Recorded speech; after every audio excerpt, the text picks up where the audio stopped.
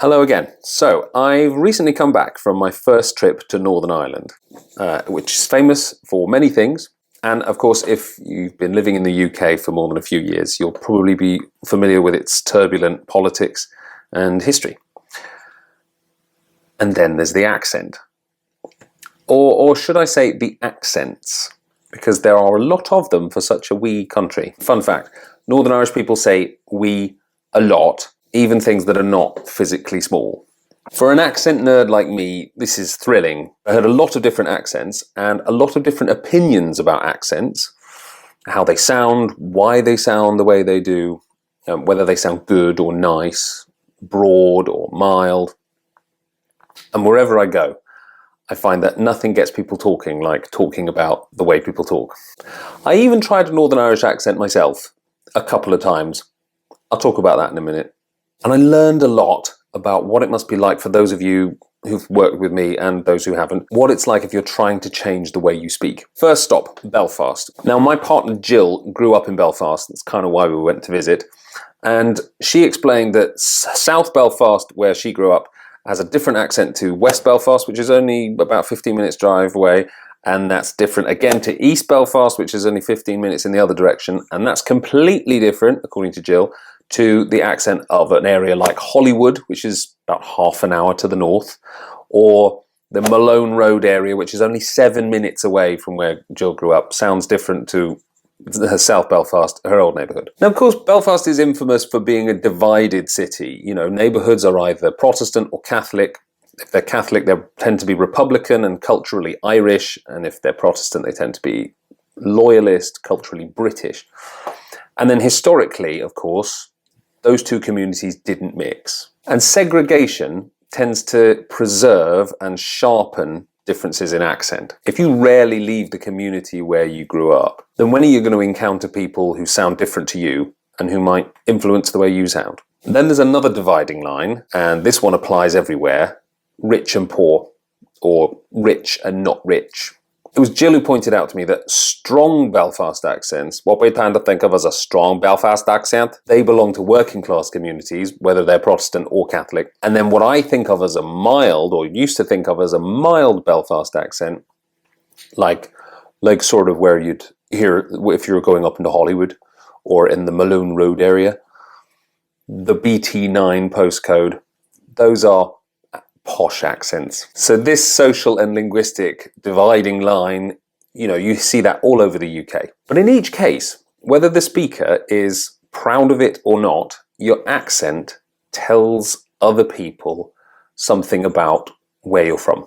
And that's one reason why there's so much emotion tangled up in accent. It's deeply connected to your feelings about the people and the place that bestowed that accent on you. Your accent is a reflection of who you are. That's something to embrace and celebrate. But if your past is getting in the way of your future, if you want to change how you sound and how you feel when you speak, I can see why you would want to make those changes deliberately and consciously, instead of letting them evolve gradually. Like half jokingly, Jill asked me to sum up Northern Ireland in 3 words.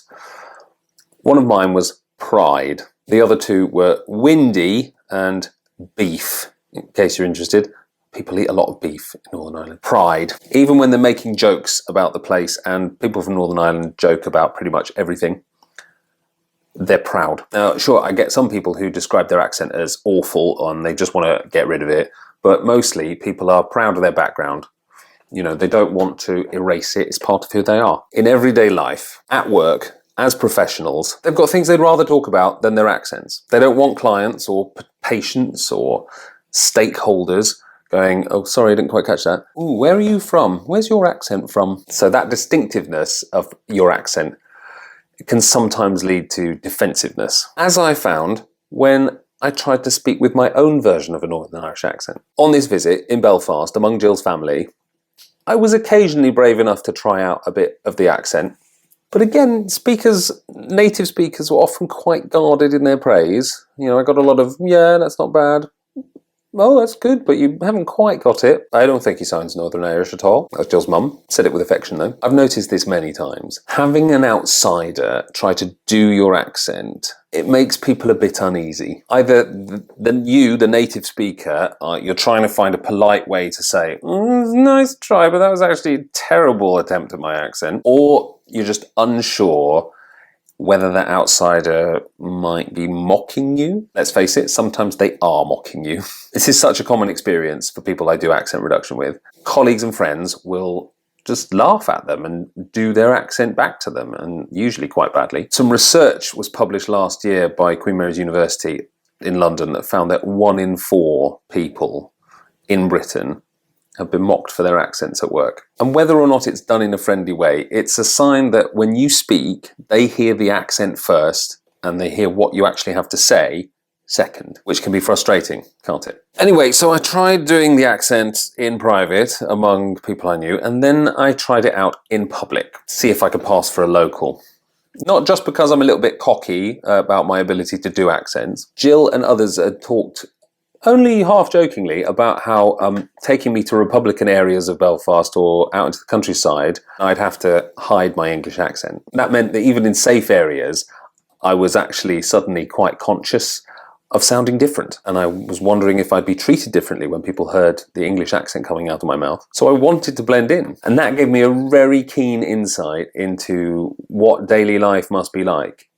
If you're someone who has a different accent from the people around you, or you feel that the way you sound, how it might possibly make them prejudge you. We were in a cafe on the north coast near the seaside, and I ordered our lunch and drinks. Can I have 1 chicken Caesar sandwich and 1 falafel sandwich and these 2 wee bottles of fizzy drink just here? Now, what do you think? If you're Northern Irish, how did I do? Was that all right? What was really interesting was that I was actually a bit hesitant to have a go at it. When it came to actually opening my mouth, I was kind of mumbling a little bit. I was a little bit shy, not making eye contact. I thought the longer I speak, the more likely I am to make a mistake and give myself away. And I was worried that if I didn't nail it, the cafe worker would think I was mocking him. And I was basically just anxious about coming across as fake. And that made me think how excruciating it must be if you have a different accent and you're trying to adapt it, how hard it must be to feel that way every time you open your mouth. And this led me to this second insight, which is that trying to go for it and speak with a different accent, change the way you speak in everyday life, that takes a lot of courage. You'll be thinking, what if people think I'm trying to be someone I'm not? What if I get this or that sound wrong and I give myself away? What if I just sound weird and other people pick up on it? That negative voice that I often talk about when I'm working with people, it's so strong and it's so persistent in your ear all the time. So I understand how much courage it takes to make changes to the way you speak and then to stand by them, to speak in this new way and notice how other people respond to you and then be unapologetic about it. Yep, that's how I sound now. Sounds a bit different, but it's still me. What was also interesting was in that moment, Jill standing next to me in the queue, we're getting our lunch, and she found the whole experience quite mortifying. She said, I can't really put my finger on it, but it didn't sound quite right. So I was kind of embarrassed that the guy behind the counter was going to say something. But on the other hand, he'll probably just think, some weird guy from Belfast somewhere. There's a whole other dimension to changing the way you sound. The reactions of your family, your friends, people that know you well. Are they going to think you're trying to be someone you're not? Will they support you or make it harder for you by making you feel like a fake? I have a client at the moment who says she can't possibly make the vowel sounds that I'm advising her to make because her family tease her for sounding posh or sounding old-fashioned. So this is why I tell people that I don't really see it as my job to tell you how you should speak. I offer you a choice, and I can guide you towards a sound that will still feel authentically you, but just more confident. Anyway, most people that I work with, they're not show-offs like me. They just want to be clearly understood and be allowed to be themselves and just get on with things without being defined by their accent or overlooked because of their speech habits. Rarely do I find myself in a position like the one my clients are in. The person who feels like the odd one out, the person who's self-conscious, the person who's not confident to speak. I know that it'll make me a better, more sensitive teacher, coach for people who want to be more confident in their accent and their speech. That's us now. No? Any idea? That's us now. It means we're done. We've arrived. I'm going to be using this a lot from now on. In the accent, of course. I'm sure Jill will be thrilled. So anyway, thanks for listening. I hope you enjoyed that. If you did, like it, subscribe to my channel, and there'll be more to come.